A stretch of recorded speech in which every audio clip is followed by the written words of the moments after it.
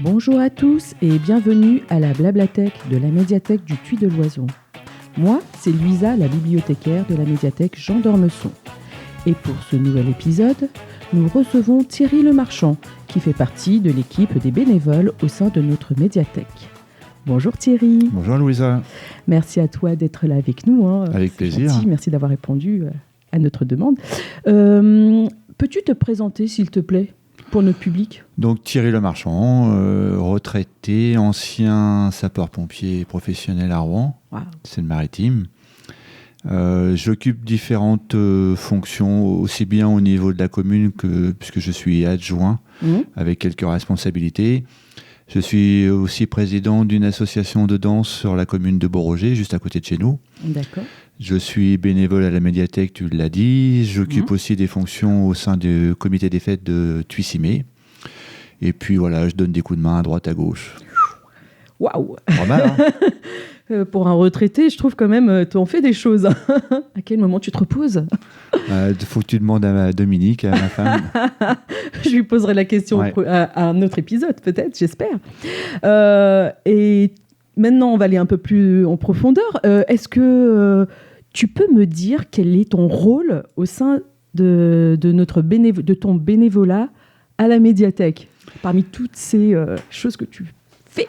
Alors à la médiathèque, j'occupe des fonctions d'accueil, puisque j'accueille les gens avec les heures d'ouverture. Et j'assure aussi la couverture, depuis l'ouverture de la médiathèque, la couverture des livres, des boîtes de jeux que nous avons mises en place il y a 2 ans maintenant, je crois. Oui, pour les 5 ans de la médiathèque. Voilà, donc je vais dire 90-95% des livres de la médiathèque, ceux qui nous appartiennent. Bien sûr. Je les ai couverts, ainsi que toutes les boîtes de jeux. Voilà. Ça, c'est un sacré rôle que tu as là, parce que grâce à toi, nos livres restent intacts. Et c'est du boulot, ouais. Eh oui. Et j'adore, j'aime bien. Oui, ça te va bien. Hein. Tu le fais très bien, merci d'ailleurs. Ah, c'est gentil. Alors, ça, c'est ton rôle au sein de la médiathèque, mais tu as aussi on t'a aussi fait d'autres demandes. Oui. Alors, il se trouve que depuis un paquet d'années maintenant, j'anime au niveau du comité des fêtes de Thuy-Simé, j'anime une nuit du tarot. Oui. C'est vers le mois de septembre en général. D'accord. Et du coup, il y a plusieurs associations à droite à gauche qui m'ont demandé d'animer aussi des après-midi tarot. Donc j'en fais à la commune de Beauroger à côté, j'en fais avec mes anciens collègues sapeurs-pompiers une fois par an aussi. J'en fais à la Vaupalière. Et puis, donc, tu m'as demandé, au niveau de la médiathèque, si je voulais bien animer une initiation au tarot. On a passé une petite fin d'après-midi, 2-3 heures, là, il n'y a pas si longtemps que ça. Donc, c'était sympa. Les gens semblaient contents d'avoir appris comment manipuler les cartes, puisqu'au départ, c'est juste une initiation, hein. Après, il est bien évident que si on veut s'améliorer dans le tarot, il faut pratiquer, puisque la simple initiation ne va pas suffire. Il faut pratiquer. Oui, d'accord. Et en fait, il y a un but quand même à tout ça, hein, parce que les usagers qui se sont inscrits ont fait une demande pour pouvoir participer à des tournois. Ça fait un but quand même. Il y a un but à cette initiation finalement. Ils seraient les bienvenus évidemment au tournoi qu'on organise. Après, voilà, il faut pratiquer. Hein. La simple initiation, savoir ce que représentent les cartes. Et parce qu'il y a des cartes particulières au tarot. Pour ceux qui ne connaissent pas, il y a des atouts, il y a des cavaliers qui apparaissent qu'on ne connaît pas forcément. Il est bien évident qu'il faut pratiquer après. Il faut pratiquer un petit peu. Ce n'est pas du jour au lendemain qu'on va savoir jouer au tarot. Parce que le tarot, ça se joue à 4 déjà. Les tournois à 5 et à 3, ce sont des variantes, mais le vrai tarot, c'est à 4. D'accord. Donc, à 4, c'est un preneur et 3 joueurs en défense. Donc, évidemment, les 3 joueurs en défense doivent apprendre à jouer ensemble. Oui. Parce qu'on n'a pas chacun son jeu de cartes et on se débrouille. Non. Le tarot, c'est un preneur et 3 en défense qui doivent jouer ensemble. Ce qui stimule finalement les gens en fait qui sont venus participer, parce que eux, il y en a qui n'ont jamais vu à quoi ressemblait le tarot, d'autres qui ont oublié, d'autres qui ont eu une partie. Donc, en soi, tout le monde était content de pouvoir remettre les choses au point. Et ça leur a fait... ça les a relancés dans cette dynamique de vouloir refaire des initiations, pourquoi pas rejouer ensemble, pour au final participer à ton fameux tournoi quand même. Eh ben, si les personnes qui sont venues et d'autres sont d'accord, on peut représenter quelques initiations. Bien et sûr. Puis, histoire de s'améliorer un petit peu. Parce que la dernière fois, on a fait 2-3 parties comme ça à blanc, histoire de voir comment... Donc on avait étalé les cartes. Tout le monde avait étalé ses cartes et puis je leur montrais un petit peu comment on pratiquait. Il se trouve qu'au tarot, il y a des cartes particulières, notamment il y a des atouts et dans les atouts, on a 3 bouts.